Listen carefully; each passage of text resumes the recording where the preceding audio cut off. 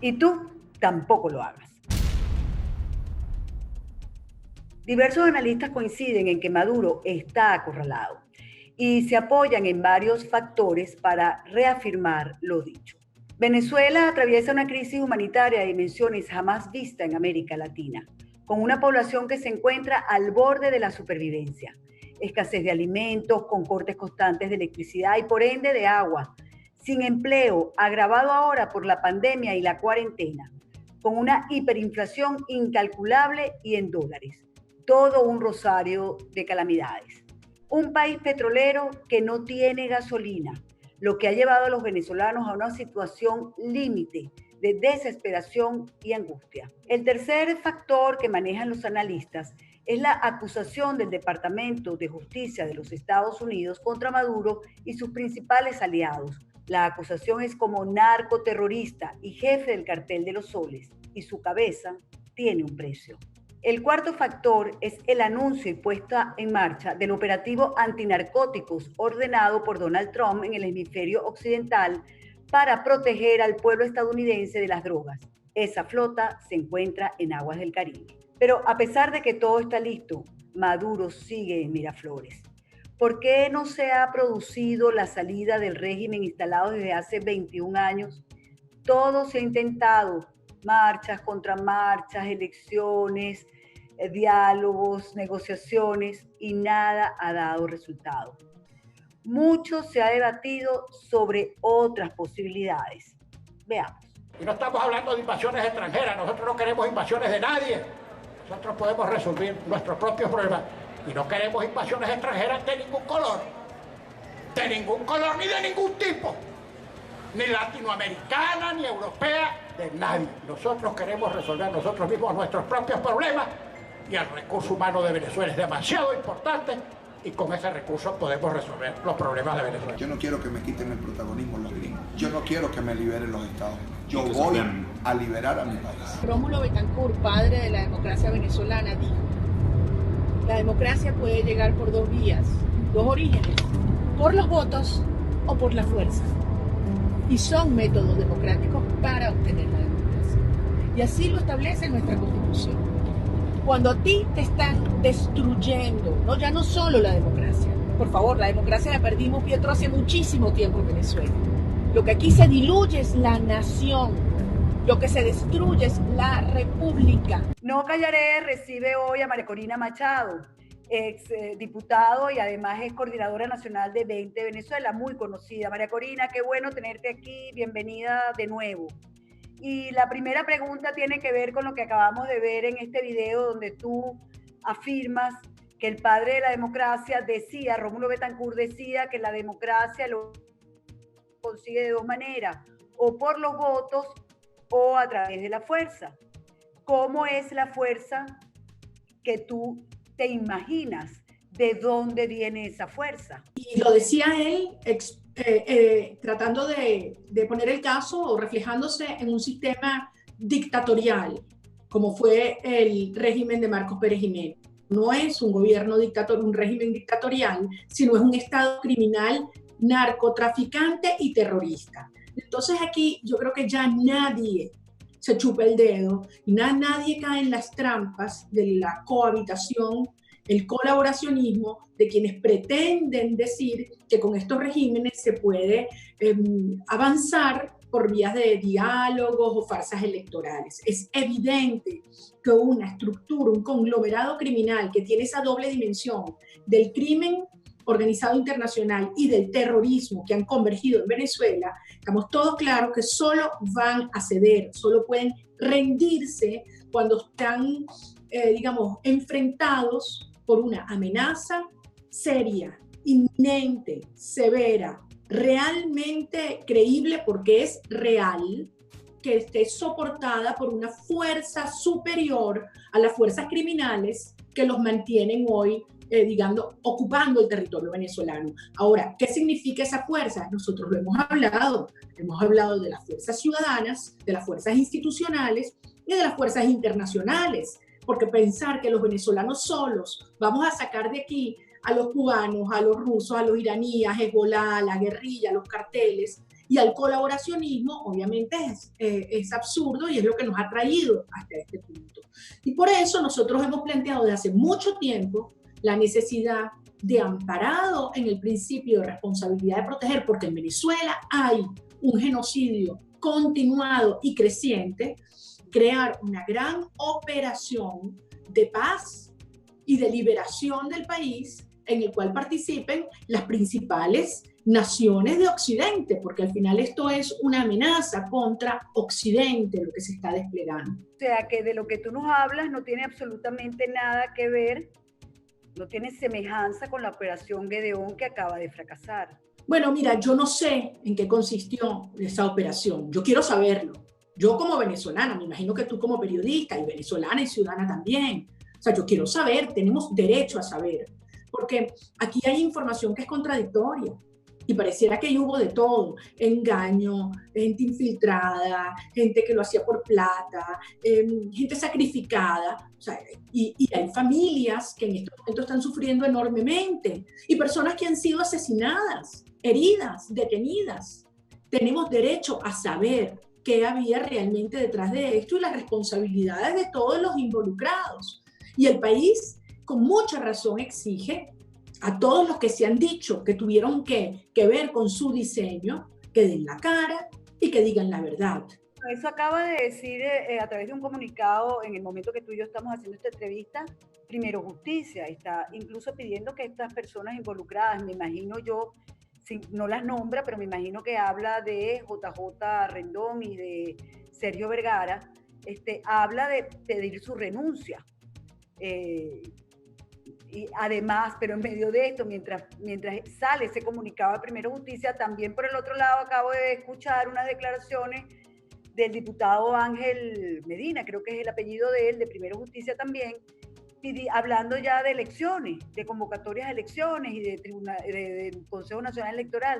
Uno la verdad que no termina de entender este juego porque si no hemos podido durante 21 años con elecciones y negociaciones, queda una sola opción real, y es quizás esa que tú estás señalando, pero bueno, aquí parece que la oposición ya se enfila otra vez hacia elecciones, a pesar del coronavirus, a pesar de todo, otra vez ese es el tema.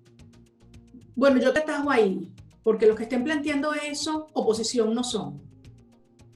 O sea, el que esté planteando en este momento algún tipo de articulación, de encuentro, de diálogo con el régimen después de lo que está pasando hoy en Venezuela. Mientras tú y yo estamos hablando, sabemos lo que está pasando en Petare, en Turmero, en Barlovento, en la Colonia Tovar, en toda Venezuela. Es decir, aquí se ha desatado el régimen de mafias. Esto no es verdad que el régimen tiene control. Es decir, aquí están los grupos criminales avasallando y destruyendo un país, repartiéndose. ¿Por qué no se oye que hablan de eso los líderes principales? Sino de que renuncie uno, que renuncie el otro, que si había un contrato, que si no había otro contrato. Bueno, yo te voy a decir una cosa. En primer lugar, los partidos que forman parte del gobierno interino, todos tienen que rendirle cuentas al país porque forman parte de ese gobierno interino. Y tienen posiciones de altísima responsabilidad. Entonces todos tienen que rendir cuentas. No es nada más salir a hablarle a la calle. Tienen que, porque tienen tiempo y han recibido recursos para ejercer esa función. Entonces, que le den la cara a los venezolanos. Eso es un punto. Ahora, lo segundo, y es algo sobre lo que hay que alertar a Venezuela. Por supuesto que Nicolás Maduro, Jorge Rodríguez, Diosdado Cabello, todos van a saltar corriendo. No, miren, aquí está demostrado que esto es una locura, no hay fuerza, están descartadas todas las opciones de acciones de peso internacional, por lo tanto hay que caer y ustedes se la calan con un diálogo que lo único que va a buscar es hacer lo que hicieron los 12 diálogos previos, que fue darle más tiempo, oxígeno y a Maduro y muerte a los venezolanos. Entonces eso ya está en marcha.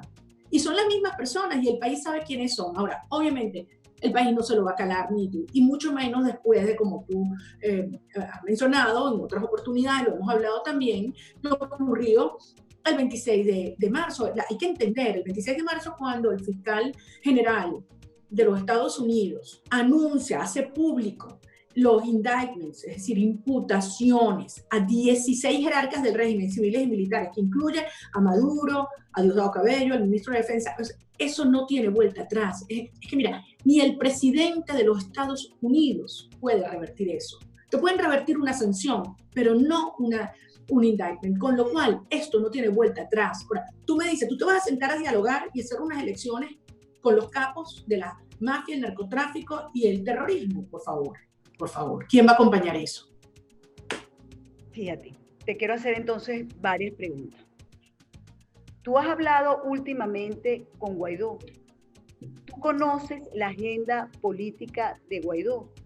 No quiero que me digas la agenda, sino si la conoces, lo han conversado. Te pregunto. Yo la última vez que hablé con Guaidó hace más de un mes, y la verdad es que no puedo decirte que conozco la agenda política ni los planes para seguir. Lo que sí te puedo decir es que él conoce los míos, porque se lo hemos comunicado incluso por escrito. Ya me vas a hablar un poco también de los tuyos más amplios, pero te quería seguir haciendo una serie de preguntas. ¿Tú eres amiga o conoces o has conversado recientemente con JJ Rendón? Tengo muchísimo tiempo, hablé con él la última vez, debe ser como año y medio, más o menos, por lo menos, o más. O sea, que él no te llamó recientemente para contarte nada de los planes que estaban manejando. Eso no pasó. No, obviamente no, por supuesto que no.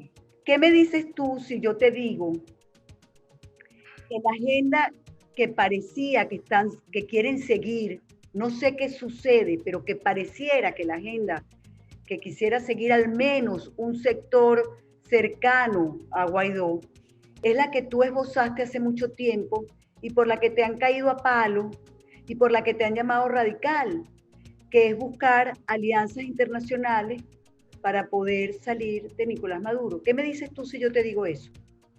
Ojalá no sea una parte del equipo de Guaidó, ojalá sea todo. El problema son los que están buscando más bien neutralizar esos esfuerzos que también los hay en el entorno de Guaidó.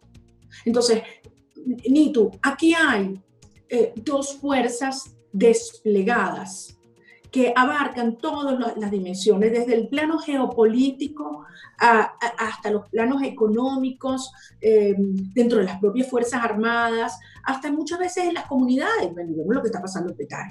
O sea, hay un sector que son fuerzas con muchísimo dinero, que están dispuestos a lo que sea para preservar a Venezuela como un enclave, tomando el control de nuestro territorio, los recursos, destruyendo la población, para desde aquí expandir un proyecto de dominación en todo el hemisferio. Lo vimos el año pasado. Nos decían, ay, no, ustedes son unos exagerados.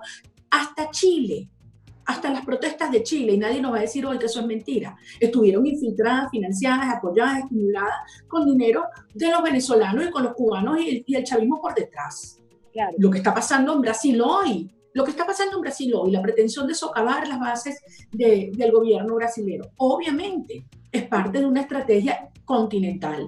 Ahora, esas fuerzas tienen que ser enfrentadas por las fuerzas de Occidente, por los que entendemos que tú no puedes pensar que este sistema criminal se puede quedar, tú sabes, encerrado, encapsulado en Venezuela. Eso no existe. Y por tanto, no hay prioridad mayor para cada uno de los gobiernos de este hemisferio, desde Estados Unidos, obviamente debería ser, y seguro para el pueblo de Argentina, no para su gobierno hoy en día, que sacar de raíz este sistema. Los venezolanos solo es una locura. Y eso lo tiene muy claro líderes como, por ejemplo, Luis Almagro. Y ahí la OEA tiene un rol indispensable que jugar. Y yo sí creo que el haber activado el Tratado Interamericano de Asistencia Recíproca, el Tratado de Río, es fundamental porque te da una amplia gama de acciones perfectamente amparadas y justificadas ante la devastación humana que está ocurriendo en nuestro país. Claro, yo te decía que yo sentía que de alguna manera, o que ¿qué me decías tú si yo te decía que de alguna manera estaban transitando lo que tú esbozaste hace ya un tiempo? Porque sin entrar en calificarla de buena o mala, se usó la fuerza por un grupo, o fue contratado un grupo por factores de Guaidó para una incursión de fuerza. Entonces, mientras dicen y tienen un discurso que es la salida electoral, pacífica y democrática, constitucional, que hemos tratado de los venezolanos durante 20 años y no hemos podido. Por el otro lado, pues contrataron un grupo, yo no sé cómo calificarlo, para hacer una incursión de fuerza. Por eso te decía... Claro, Mitu, pero fíjate, déjame de reaccionar ante esto. Hay que ser muy responsable, porque aquí hay vidas humanas en riesgo, reputaciones en riesgo. Es más, aquí hay una nación completa en riesgo. Y si se pierde esta oportunidad histórica, yo no quiero ni imaginarme cuántas vidas esto va a arrastrar. Porque hay gente que piensa que esto no puede estar peor. Sí, se pone peor cada día que pasa. Aquí se nos están muriendo cientos o miles de personas y nos enteramos. Y no es ni siquiera por el coronavirus. Ya el coronavirus lo que menos le preocupa a esta población. Usted se está muriendo de hambre, se está muriendo de mengua, se está muriendo de enfermedades rarísimas, se está muriendo de tiros. De un régimen que además que atropella, mira lo que acaba de pasar esta mañana en la Colonia Tovar, rompiendo puertas, metiéndose la gente, no respetan la propiedad privada, atropellan a todo el mundo. Es la liquidación de la dignidad humana. Entonces, seamos serios, seamos serios. Entonces, aquí no es un punto de fuerza por fuerza. Esto tiene que ser parte de una estrategia que hemos diseñado, que está muy bien, muy sólidamente construida después de muchos años de lucha y que involucra a muchos actores. ¿Me explico? Entonces, tiene que ser fuerza inteligente, fuerza claro, dentro de una estrategia y dentro de una disciplina. Fíjate, yo te entiendo perfecto, entonces yo quiero seguir haciéndote unas preguntas que me interesa mucho la respuesta. ¿Tú hablas con Leopoldo López? No. ¿Desde cuándo no hablas con Leopoldo López? Oye, la verdad es que ni me acuerdo, pero más de un año. ¿Tú hablas con Henry Ramos Ayub? No. ¿Tú hablas con Manuel Rosales? No. Entonces, María Corina, tú eres un factor importante en la política venezolana. Tú tienes una voz que es escuchada no solamente a nivel nacional, sino a nivel internacional, aunque ellos digan que tú tienes el 1% en las encuestas. El 1%, suponiendo que fuera así, que sabemos que no lo es el 1% importante, porque cada venezolano es importante. Entonces, si estamos en una situación tan difícil, con un señor que está acusado por narcoterrorismo, si el país está absolutamente despedazado, si nos están matando en los barrios venezolanos a tiros y no sabemos ni cómo, entonces, ¿cómo es que no se sientan a hablar contigo estos dirigentes políticos? Bueno, mira, en primer lugar yo te digo que yo hablo con muchísima gente, incluso de esos partidos. Yo te debo decir con el corazón en la mano que tengo gente que admiro, respeto, gente honorable en todas esas organizaciones. Y por cierto, gente que está profundamente decepcionada del rumbo que ha tomado esa dirección política. Yo hice esfuerzos durante muchísimos años de tratar de articular una ruta común a pesar de las diferencias, hasta que yo llegué a la conclusión de que no había el mismo propósito. No había el mismo propósito. Había la disposición de mantener un status quo, buscando algunas ventajas, beneficios para unos u otros, pero que no había la absoluta prioridad y compromiso con que había que desmontar, no solamente a Maduro, porque ese es el punto. Hay algunos que dicen, bueno, sacamos a Maduro y dejamos las cosas como están. No, ni. Claro. Eso es condenar a Venezuela al caso ruso, es decir, que se acentúen las mafias. Aquí hay que sacar las mafias de raíz. Si tú dejas a los capos de las mafias en el poder durante un proceso de transición, tú me dirás qué incentivos tienen esos señores para, por lo menos, promover que existe un verdadero Estado de Derecho con una justicia autónoma que después los va a juzgar a ellos. Eso no va a pasar. Entonces, allí es donde hay una diferencia de fondo. Y yo sí te digo, aquí hay que buscar construir esta masa crítica, involucrar a todos aquellos, incluso personas que pudieron estar en algún momento identificadas con el chavismo y que ya no lo están profundamente decepcionados, pero que no son parte del sistema de mafias y que no están dispuestos a dejar un status quo en el poder. Entonces te quiero seguir haciendo otras preguntas. ¿Tú conoces a Michael Moreno? ¿Hablas con Michael Moreno? No, nunca en mi vida lo he visto. ¿Tú conoces a Padrino López? ¿Has hablado con él? No, nunca en mi vida lo he visto. ¿Tú conoces a Raúl Gorrín, el presidente? Lo vi una vez, debo decirte, de lejos en una embajada y quedé horrorizada por su presencia allí. ¿Y conoces a César Omaña, por ejemplo? No, no, recientemente me enteré que existía, no sabía ni siquiera que esa persona existía. ¿Tú conoces a los muchachos de Derwick? Los que no... No, uno que otro de chiquitico, cuando eran niños, tendrían, imagino, 7, 8 años. Bueno, en lugares familiares coincidimos. Lo lamento mucho por su familia, sin lugar a dudas. Entonces ahora te quiero hacer esta pregunta, fíjate, ¿no? Tú fijaste un tuit mucho tiempo que a mí me llamó muchísimo la atención, me gusta mucho, que dice, el temor no es a una intervención, sino a la justicia. Y yo te acabo de preguntar por varios personajes que de alguna manera han querido un sector de la oposición cohabitar con ellos. Yo quiero que tú me amplíes eso, el temor no es a una intervención, sino a la justicia. Es decir, se necesita cohabitar para que haya impunidad por los pecados cometidos. Mira, la cosa es clarísima y todo el mundo lo sabe, Nito. Aquí lo que tienen terror es que la verdad se sepa y la verdad se va a saber. Ellos no van a poder evitarlo. Hoy en día no hay justicia en Venezuela y se está haciendo la justicia internacional, pero aquí va a haber justicia en Venezuela también, Nito. Y por eso es que es indispensable sacar a las mafias de raíz para que todo se sepa. Porque cuando nos dicen, bueno, es que hay que perdonar, sí, pero primero tiene que haber justicia para que pueda haber perdón.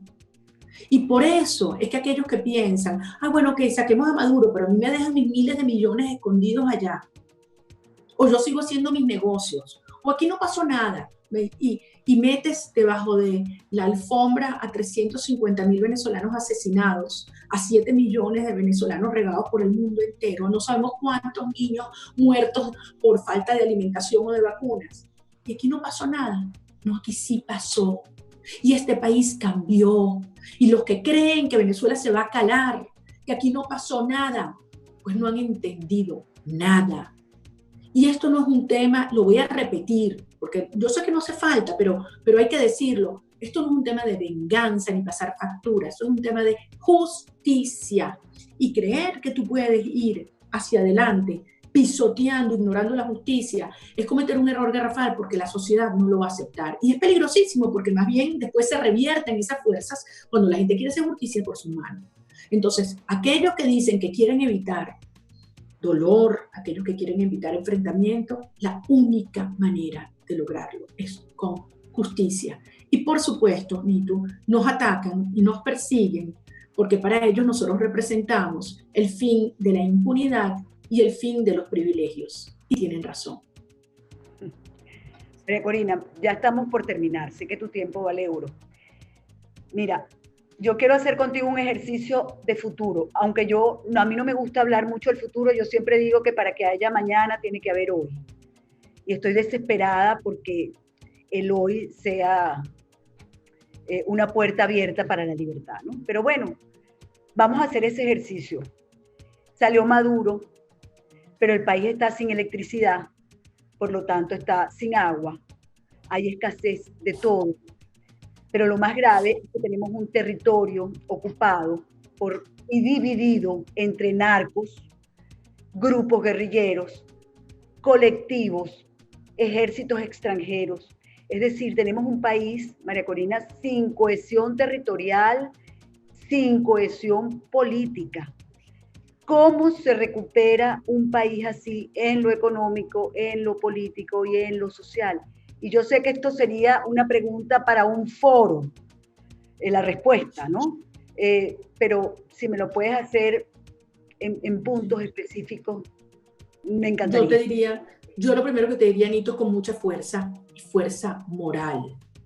Porque lo primero que vamos a necesitar es confianza de todo lo que necesitamos involucrar para que esto tenga lugar. Tú lo has dicho.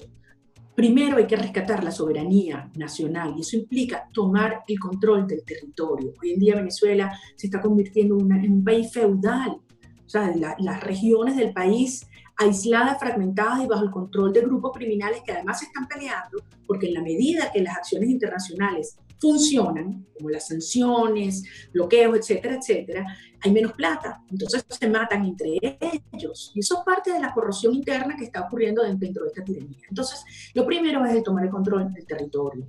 Obviamente, ir avanzando para instaurar un Estado de Derecho que te permita derivar en un proceso electoral donde haya la posibilidad del ejercicio de la soberanía popular. Ahora, En paralelo, la gente se va a estar muriendo de hambre y no va a querer soluciones para mañana, sino para allá.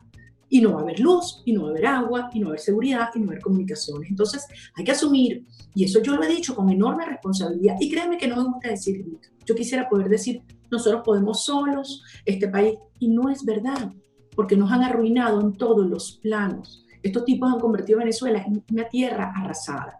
Entonces, parte de lo que nosotros hemos planteado, de una acción internacional multifacética, es para tomar el control efectivamente del territorio y lograr que estos grupos criminales se neutralicen y se inicie un proceso de reconstrucción nacional. Yo sí creo, Nito, que va a ser mucho más rápido, muy complicado, muy delicado, y una etapa que va a estar todavía en convulsión y caos, pero yo creo que va a ser mucho más rápido de lo que algunos creen. ¿Por qué? Porque yo siento que aquí hay un país más cohesionado que nunca. Porque las Fuerzas Armadas que están en proceso de dilución y están asfixiadas y amarradas, las vamos a liberar. Y ahí hay una cantidad de ciudadanos militares, como hay policías, como hay jueces, como hay maestros, como hay médicos, como hay funcionarios, que es gente de bien. Y a ellos, y con ellos, y con todos los venezolanos, incluso los que se han ido, es que tenemos que ponernos, tú sabes, remangarnos las mangas, esto lo vamos a hacer y lo vamos a hacer nosotros, lo vamos a hacer bien. Pero bien significa éticamente muy sólido, Nito. Allí es donde está la línea. O sea, gente puede tener muchas ideas, muchas procedencias, muchas preferencias, pero eso sí, sin mafia. Ahí hay que ser implacable, porque de lo contrario podemos perder el país y perder esta oportunidad que sería perder el país. Me quedaron todavía muchísimas preguntas, pero yo sé que ya el tiempo se acabó y yo quería preguntar, ya de final, ¿cómo estás tú? ¿Cómo te sientes tú en estas circunstancias? Te lo pregunto porque es terrible lo que pasa cada madrugada en Venezuela. Nadie duerme, ni en Venezuela ni afuera, porque las llamadas son tiroteo en tal lado, tiroteo en tal otro. Eso que contabas hoy de la colonia Tovar es terrible, pero es todos los días y en un lugar distinto del país. Entonces tú te sientes amenazada, me imagino, porque el país está amenazado completamente. Si pueden entrar a tu casa de madrugada y robarte todo y golpearte y qué sé yo, ¿cómo manejas esto, María Corina? ¿Cómo lo manejas? Yo lo que tengo es un profundo dolor, Nito, igual que tú, igual que todos los venezolanos. O sea, todo mi día, de verdad que yo estoy trabajando ahora, siento que más que antes de que comenzara el confinamiento, todo el día en contacto con gente en los lugares más remotos del país. Bueno, con muchos venezolanos afuera también, pero sobre todo, ¿sabes?, en contacto de lo que está pasando. Ayer hablaba y veía el testimonio de una persona, una mujer increíble de 20 en Chaguarama, y Amalia, cómo se le pararon a los sinvergüenzas que estaban acaparando la gasolina y dándole la gasolina solamente a los funcionarios de ellos, y tenían a 5 litros por cabeza a los productores que se les está pudriendo la comida. Entonces, estos se les levantaron, les recogieron firmas. Entonces, los testimonios de los productores, de los médicos, de las enfermeras, de los maestros, o sea, todo el día. Ahora, claro, esto te va llenando el corazón de esa impotencia de decir ya más no, y hay que avanzar, hay que actuar. Ahora también una enorme admiración, porque estos criminales pensaron que ellos iban a doblegar, a callar a Venezuela, y mira lo que ha sido en las últimas 4 semanas, más de 700 protestas. Es decir, ellos no están, y este es el mensaje fundamental, este régimen criminal no tiene el país bajo control, no lo tiene y no lo va a poder tener jamás. La situación nunca se va a estabilizar y muchísimo menos mejorar mientras estén las mafias criminales en el poder. Y eso los venezolanos lo tenemos claro, y eso lo tienen claro nuestros aliados internacionales. Así que yo estoy convencida, Nito, que esto no tiene vuelta atrás. Nadie te puede decir este día, a esta hora, con este detonante. Eso sería totalmente irresponsable. Lo que yo sí tengo es la absoluta convicción de que estos criminales y este sistema lo vamos a desmantelar, y que nos va a tocar ahora sí el trabajo más grande de nuestra vida, que es reconstruir una nación de la ruina y convertir esa tierra arrasada en tierra de gracia. Y lo vamos a hacer, y lo vamos a hacer bien, y vamos a haber aprendido unas lecciones para toda la vida. Amén. Ojalá y así sea, que Dios te acompañe, María Corina. Muchísimas gracias de verdad por estos minutos. Y bueno, mira, tú lo llenas a uno de entusiasmo, de verdad que sí. Ojalá que todo eso que nos cuenta y que nos dice pase y pase pronto. Amén. También así yo lo creo. Gracias. Cuídate mucho tú también. Igual. Un beso. Gracias, María Corina, de verdad, por estos minutos. Muy interesante conversar contigo y ojalá que todo lo que nos has dicho se convierta en realidad. Con ustedes, amigos, sencillamente, hasta la próxima entrega.